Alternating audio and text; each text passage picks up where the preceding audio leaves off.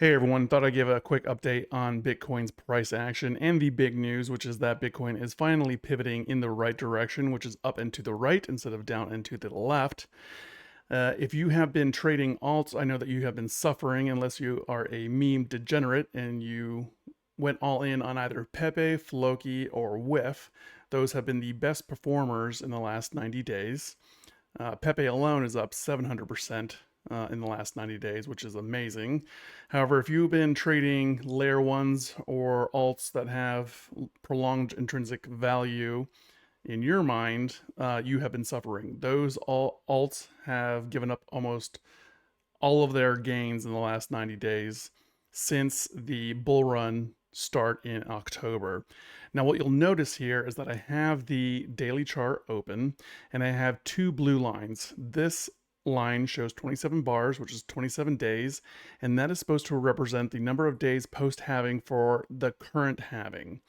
So we are 27 days post halving for the 2024 Bitcoin cycle, and this other blue line shows 145 days, and this is the 2020 Bitcoin halving. So as you'll see here, and it's a little bit deceptive because there is volatility here, even though it's small, is that we didn't have a parabolic rise until 145 days post halving. Now, I'm going to zoom in here really quick just to show you that we are experiencing the same type of volatility this halving as we did back in 2020. So here, this small little trough and peak is 20%. It doesn't look like it when you look back on the price action because Bitcoin has gone parabolic since, but we've also had the same type of price action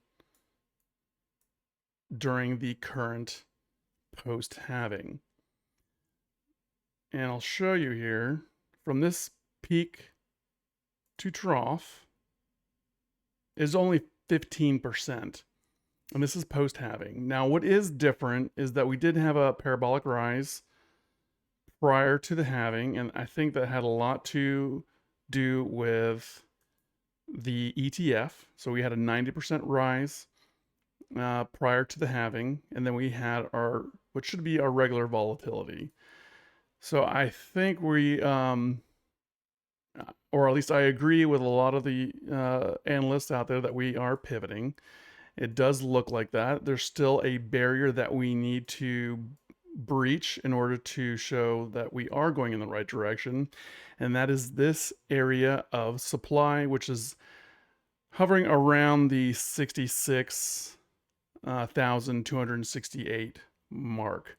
And so this area of supply is between 66 and $67,000. If we can breach above this and make it resistance, and in relation to this point of control at 66,200, I would say that we are heading in the right direction and we're back on with the bull run.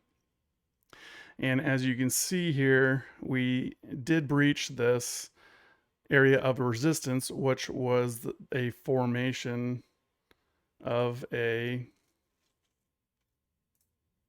falling wedge. And we do have a price target up at about 73,000. So those are all good signs that we perfectly retested that area of resistance and then proceeded up. And if we look at our oscillators, they are also in confluence with momentum to the upside. The interesting thing with the market cipher is we had this parabolic rise in the money flow, and then we came back down in our consolidation, which can be seen here. So we had a rise and then a period of consolidation, but money flow was always in the green and we stayed above this area of demand. However, here, and I didn't anticipate that we'd go red on money flow, but we did around here as we dipped into this area of demand. And that was kind of interesting and it was caused by macro events outside the purview of the crypto market alone.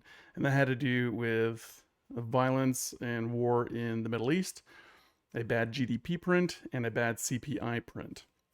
Now, the ironic thing is this new green candle that everyone is talking about as being the pivot back to the upside is that was actually on bad news. So we had a CPI print yesterday, and it was really in line or slightly below expectations, but was still high. It was about 3.4%. And that Tuesday, we had a bad PPI print, which is the producer index, and that usually indicates more inflation in the future that will come out in the CPI.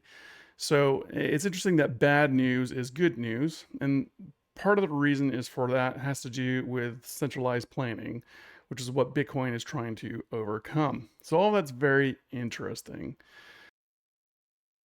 Now, as we zoom in here and we add our other indicators and get a little more detailed picture, we can see that we finally breached above the 200 simple moving average and the 50-day moving average, and we are retesting it as support.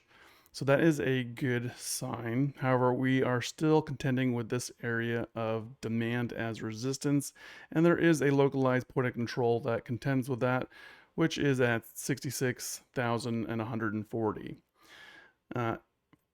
For our purposes, if this is a positive run to the upside, I would expect something like this. And this is a breakthrough this area of supply, hitting this descending parallel channel, which used to be our bull flag, as resistance, come back, retest this area of supply as demand, and then continue up to the upside. Probably have another period of consolidation.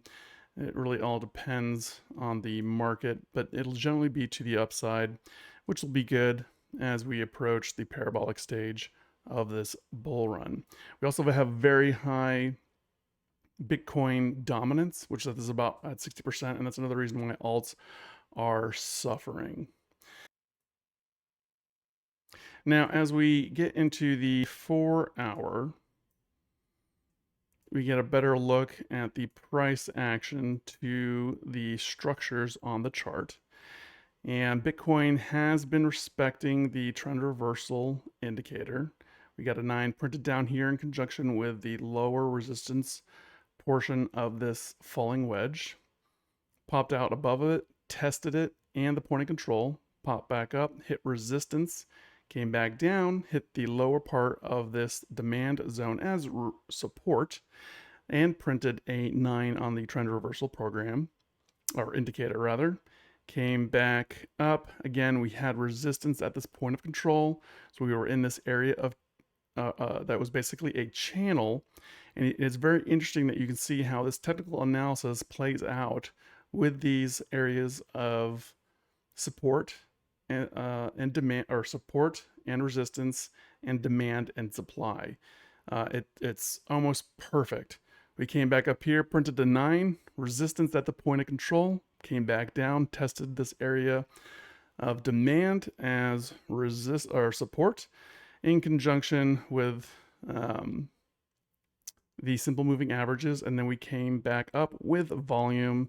And if we bring up our oscillators, they're going to fairly match the troughs and peaks here. And so this is why these indicators are so useful. So you could have traded this on the 4-hour if you had the time. So this is all very good price action. We can add a support line here so that we can see that this new trend is progressing. Obviously, if we potentially could come back all the way down to this point of control and test it again. Most likely we got another nod here, which is at almost 64K. We'll probably come back down there to meet an entry point at 64,450. and continue to the upside, which is in conjunction with this projection line that I have placed here. Now, the next indicator that we're going to take a look at is the Ichimoku cloud. And as you can see here on the hourly, the lagging span is entering price action and the conversion line is below the baseline. So this is showing an area of selling pressure. And if you were in along at a lower level, like in from this area of demand at around 61,500, I would probably be looking to sell. However, we are still above the actual cloud, which is a good sign. And we do have bullish momentum in our oscillators, which I'll show here in a second. And my expectation is that we bounce off of this cloud at resistance. Now, that may not happen, and we may have a retracement. So I will place a fib chart to kind of show where we possibly could retrace to. So when I enter a position, I'm going to use about a 1/3 of my allocation for the first entry, just in case it doesn't pull all the way back. And then I'll place second and third entries in this retracement areas to dollar cost average in if it's possible. If not, and price continues up, at least I have that first entry with that 1/3 allocation. But what is interesting for this uptrend is that we did hit the 0.382 fib. Now, if I'm looking to buy, I'm looking to buy within the 0.382 fib and the 0.65 Fibonacci lines. So here is the 0.65 to 0.618 golden pocket, and here is the best opportunity to dollar cost average in or buy a spot position or even a leverage position on a retracement. But anywhere between the 0.382 and 0.5 on strong momentum, even just a touch, would be a good place to buy, especially if you have high momentum, like I said before. So I'll bring up the momentum oscillators, and here I have the market cipher, and we did print a green dot, which is showing a shift in momentum to the upside. We are green on money flow. So I have taken a position or a limit order, I'm not sure if it's actually hit yet, at 65,157. And that is now showing as resistance, so I don't know if that is going to hit.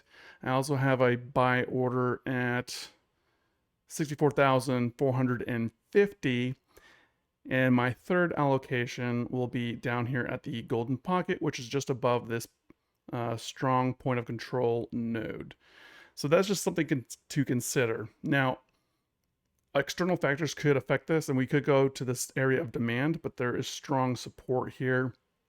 We also have this lower parallel channel support and another area of support down here. Now, if we start coming down that low, something is probably broken for the short term, but not for the long term. We're still going to go up and to the right. So you just have to be careful with your stop losses. For me, I'm looking at a 1 to 1.5 risk to reward ratio. My stop loss is going to be down here at this area, which is about 61,166, and I may actually change that if this order actually hits to be just a little lower, because there's always the occasion where you come back down in this consolidated area between 61,200, and you could get a double bottom here, so that's always possible.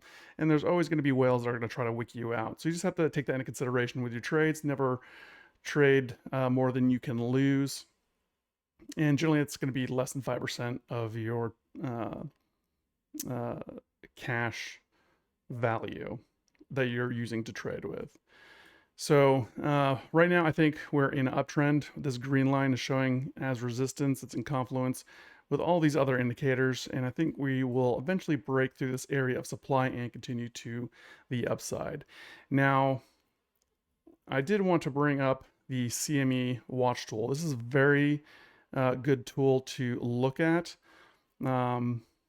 And right now we are showing a target rate probability for June's FOMC meeting of a rate cut of about 8.9%. So there's a 8.9% chance that we have a rate cut in June. I don't think that's going to happen.